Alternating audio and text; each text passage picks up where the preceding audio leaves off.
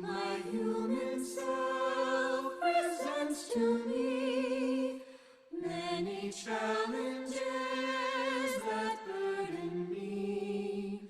My heart center shines and calls to me. This is who I choose to be. Sometimes lessons. Welcome to the Vibrational Alchemy Podcast. This is Penny Fisher, and we are so glad you are joining us for this week's episode.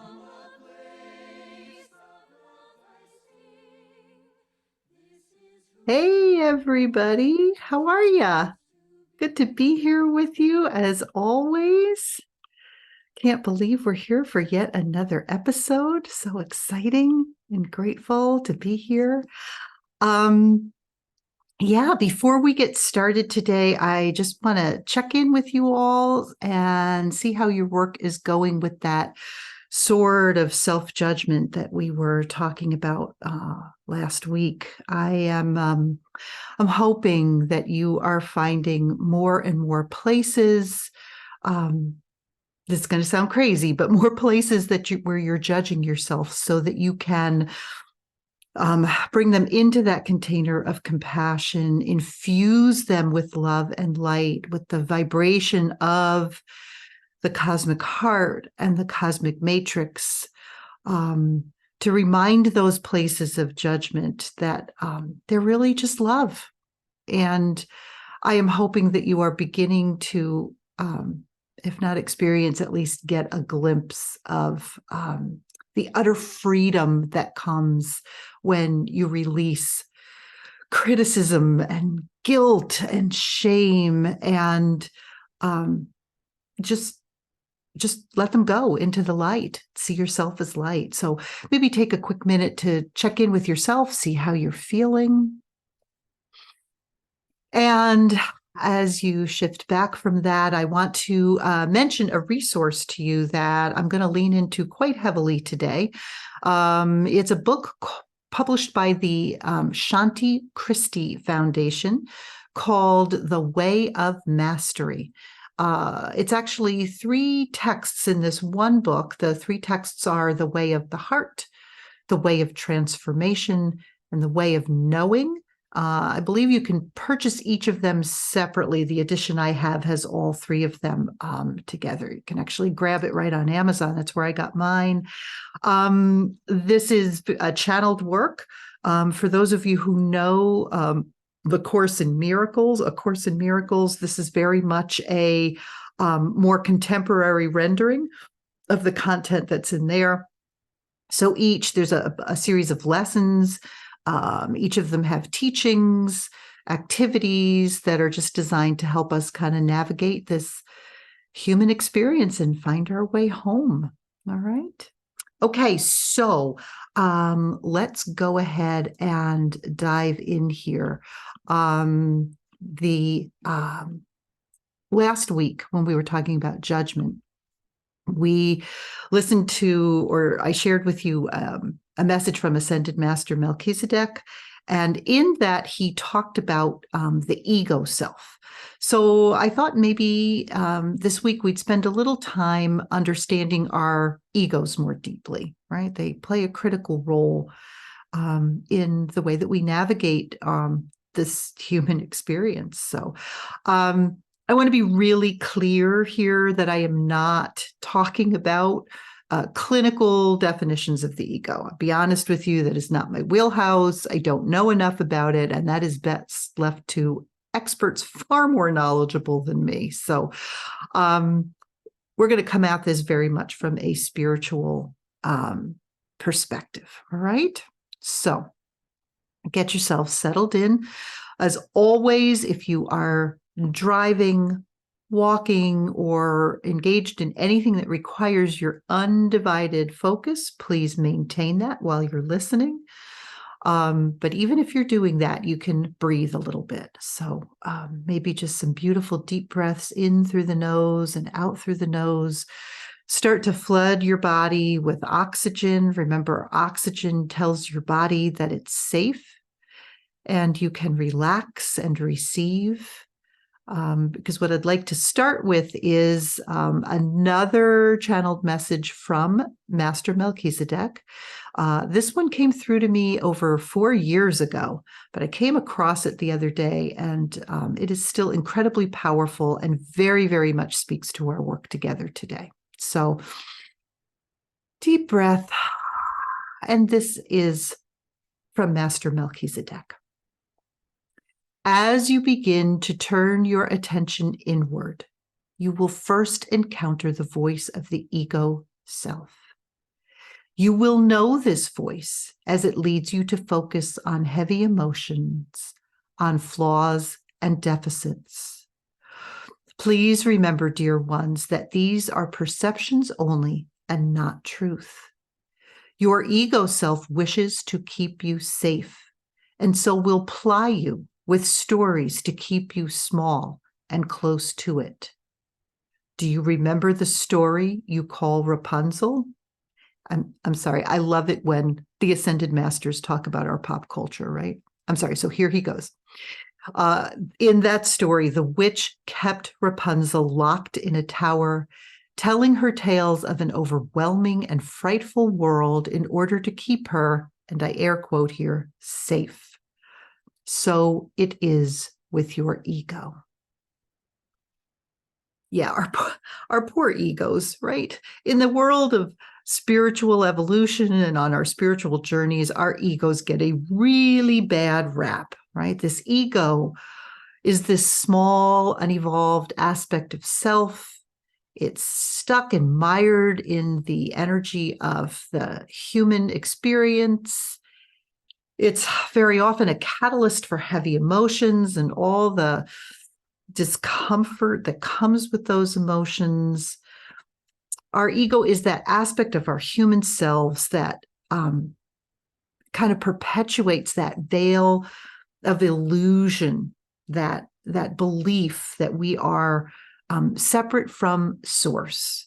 And as always, remember, source is whatever way you experience God, creator, creatrix, all that is, the universe, however you experience it. So let's take a little detour for a quick minute and remember back to an earlier episode. I think it was episode 1, but I'm not sure, where we talked about, I guess, essentially creation and how Source decided that it wanted to know itself and extend itself by sending its essence through the prism of creation, right? So it sent its light through this prism, and we know what happens to light when it goes through a prism. It becomes refracted, individuated into these individual aspects. And very often you'll hear those referred to as the sacred rays or the sacred flames. And quite honestly, we might do a whole series in the future on each of those rays. But from this experience, right, of Source seeking to know itself, this is where this illusion of separation started, right? So Source was all, and then it became individual aspects. And so there was this perception that we were separate from Source. And that gave rise to tremendous fear, right? It's this fear of being separate from Source. It's this fear that we are somehow other than. And I want to dip into this Way of Mastery book now and share this beautiful quote with you. For those of you who are academic nerds like myself, I'm quoting across pages 207 to 209 in the book. But the Way of Mastery tells us this. The egoic consciousness is fearful. The ego is fear.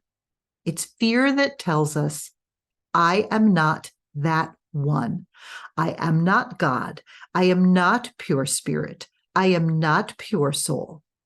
The egoic mind is that which creates the separated perception, a delusion, a distortion in consciousness itself. Fear causes condensation, contraction, falling, if you will. And what you fall into is a matrix of energy that best resonates with your own perception and belief about yourself. Belief is not just thought, it is also a quality of vibration. So, when we believe that we're not enough, when we believe that we are separate or less than, we actually create and enter into a reality that is characterized by lower vibration, right? Our human experience is one of those realities. I mean, think about it. When we're getting ready to transition from this experience to pass or to die, right? We talk about leaving this earth realm into a version of heaven or nirvana or the light, going home, however you talk about it. And we're talking about a different reality, one where we're closer to source, where we remember ourselves as light, right? So when we're here having this human experience where we believe that we are separate, that we're not enough, we're literally vibrating at a lower level. And that lower level vibration actually manifests and brings forth all of these heavy emotions and that really awful stuff, if you will, that comes with being human, the parts that we'd really rather avoid if we can. And we've said before that very often gifts don't come wrapped the way that we think they should. And this experience, this human experience, is one of them, right? It's actually a tremendous opportunity to begin to sense into the illusions of duality and separation. Right? See, if we know that this sensation of being separate from source is an illusion, then we can begin to see how it is working in our lives, how it's causing us to act and think and behave in certain ways, right? And when we know that it's at play, we can use it as a tool, as an ally, right? When we don't know, when we think that this is just the way it is, when we buy into the belief that this lower vibrational reality is our truth and all that is, right? That reality controls us. But when we're aware of it, we can engage with it. We can use it as a tool to help us find our way back to source. Right? Back to who we are, back to feeling whole and complete.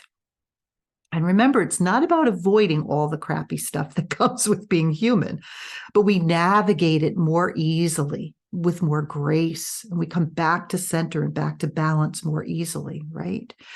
And here's this really cool thing. This journey, as difficult as it can feel from time to time, is not about pain. It's not about anguish. It's actually about joy. It is about the joy of remembering who we truly are. The joy of coming back into alignment with source, alignment with love, alignment with all that is. And sometimes that feels really counterintuitive, right? Because our day-to-day lives sure don't feel like that sometimes. But again, I want to share with you this beautiful quote from The Way of Mastery. Again, academia nerds, I'm on page 204 in my edition. In this section, we're reminded that Source actually chose to enter into this experience of knowing itself, right? Refracting itself, individuating itself, because it wanted to experience, and I quote here, the joy of extending creation, that one, they're talking about source, might be aware of itself in an endless variety of forms. And this is where it began, the delight of creation. And that is what you are. I mean, that's amazing that that's what we are. We are the delight of Source extending itself. Our egos, however, have a different agenda, right? Source wants to extend itself. It wants the joy of creating. Our egos, however, want to keep us safe. And because this is their job, they will do whatever it takes to accomplish that, right? So let's spin this out a little bit. If I believe that I'm separate from Source, and therefore I'm not good enough, the ego is going to try to keep me safe from the pain of trying to get back to Source, to God, Creator, all that is. And as I try, I'm going to fail. I'm going to fail. I'm going to fail. I'm going to fail. I'm going to beat myself up. Oh, I wasn't good enough. Oh, I shouldn't have said that. Oh, I shouldn't have done that, right? And the ego is going to protect us from that by keeping us in judgment, right? Well, I can't be that, so I'm just going to judge myself. Because, like, if I don't try, then I can't fail. And over time, we just kind of give up. And here's the really interesting thing, too. The not trying actually reinforces the belief that we're separate from Source, right? So do you see it? We get caught in this loop. And that loop brings a different kind of pain. So the ego, right? Because first it puts me, I'm judging myself. I'm not good enough. And then that pain's too much. So what the ego does is it turns that pain outwards. It turns it away from us and it turns it toward others. So now I'm going to protect myself. I'm going to avoid the pain of looking at my humanness, my separation from Source, by blaming others for how crappy I'm feeling, or I'm going to blame external circumstances for what's happening to me, right? I'm going to ignore the reality of quantum physics that we've talked about, that says everything vibrates, similar vibrations are attracted to each other. And so I know that I'm actually drawing to me everything that I'm experiencing. And we're going to do that because it's safer. It's easier. And this, my friends, is exactly what the ego wants. It wants to keep us safe. And if you remember last week, I told a story about how I used to judge my husband for all kinds of things. And he hadn't done anything. He hadn't done anything wrong. He hadn't done anything to bring down that vibration of judgment on him. I was doing it because I was so deeply entrenched in beating myself up because I believed I wasn't good enough, right? It was easier for me. It was safer for me to make it about my husband and what he had or hadn't done, or the way he had or hadn't done things, right? It was easier to do that than to look at my own pain. And this is what the ego does so incredibly well. It keeps us safe. It keeps us from looking at our own pain by getting us to externalize that pain, to blame someone else, to make it someone else's fault, to judge someone else for what they've done to us or not done for us, right? The ego keeps us feeling separate from Source. And it also keeps us feeling separate from each other. Because when we have each other, when we have a collective, when we have a support system, we don't need the ego, because we're going to remind each other of our light. And then the ego won't be needed, right? And the Way of Mastery, again, beautiful quote. The Way of Mastery says, and again, I'm on page 207 in my edition. The Way of Mastery says, quote, "Fear is just an energy and nothing more. In itself, it is perfectly neutral." Right? So the more we can pour love and light into the ego, into that fear of vibration, the easier it is for the ego to wake up and remember its true nature. And again, the Way of Mastery says this beautifully, same page, quote, the ego is fear, and yet it is made of pure power, pure potentiality, unlimited creativity. Right? And we know this because it is of source. The ego is of source, as are each of you.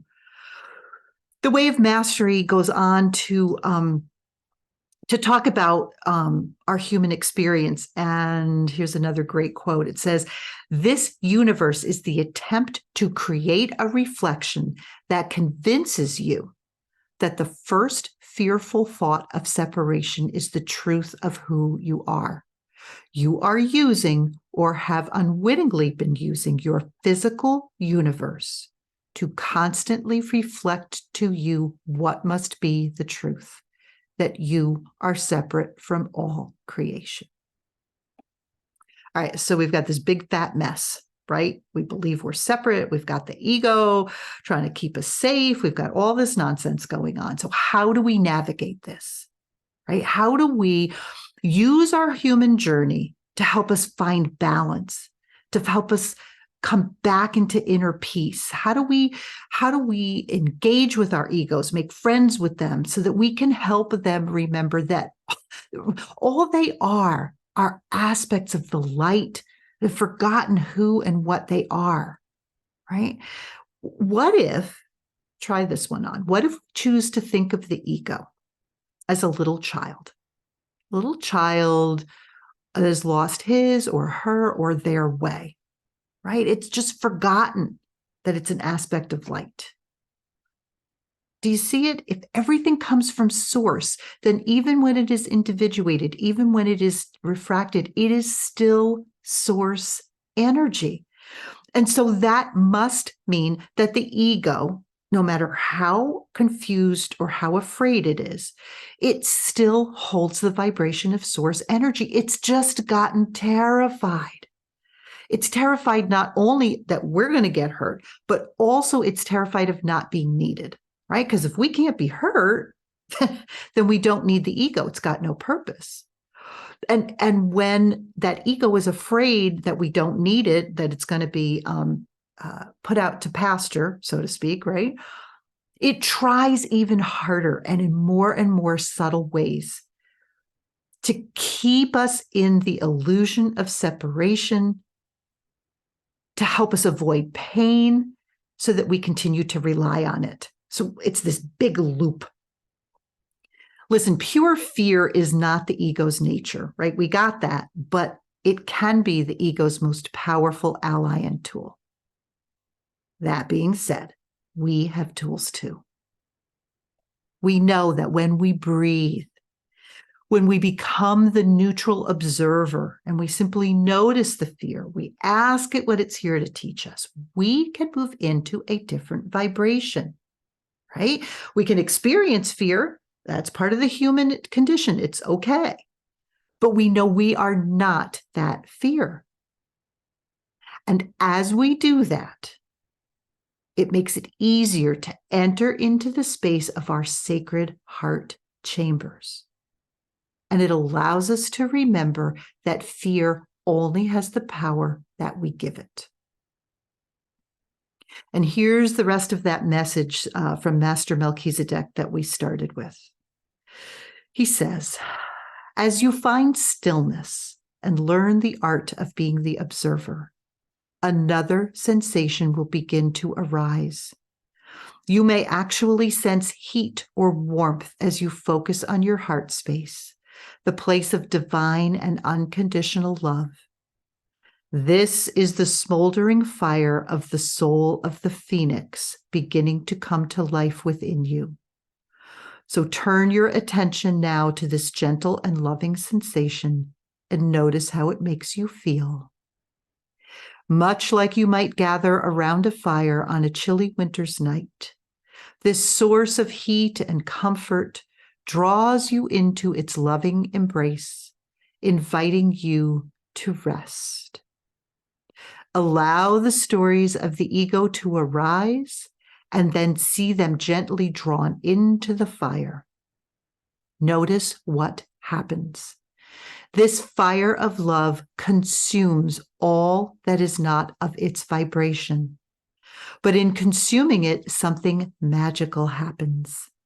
That which enters the fire becomes part of it, feeding the love. Do you see how the stories that you have carried for so long, stories of lack or unworthiness or wrongdoing, will now dissipate, and in so doing, actually strengthen the flames of love within you? As the love grows stronger, it will shine brighter and ever brighter in your heart. Practice attending to its warmth each day and allow it to shine forth through every aspect of your being. Stories will arise. Simply offer them to the phoenix within. Right? Create that container, put them in there, right? Because we know that once we enter into that sacred heart chamber, we open ourselves. We remember to find and open those portals within our heart chamber that allow the flow of the unconditional love of the cosmic matrix to flood us, to infuse us. We work with the cosmic matrix energies. We co-create the container of compassion. And then we invite that fearful consciousness of the ego to just rest here. And as we breathe, and we breathe, and we breathe, we're able to hold space for the experience that the ego provides us with, this opportunity to know ourselves as source energy in its purest form. And even though it sounds crazy, we're doing it through the experience of duality. And once we recognize that this is what we are experiencing, we are able to see behind and through the veils of illusion, and we can remember who and what we truly are. Pure power, pure potentiality, and unlimited creativity. And I guarantee you, my dear, dear friends, that this is how Source sees you, because it's who you truly are. And it is my most sincere wish that you see yourself in the same way. Perfect, divine, filled with love and light.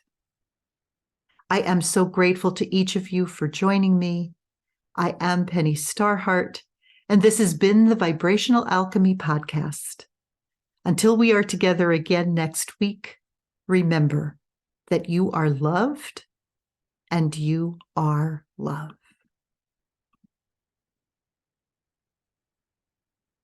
This is who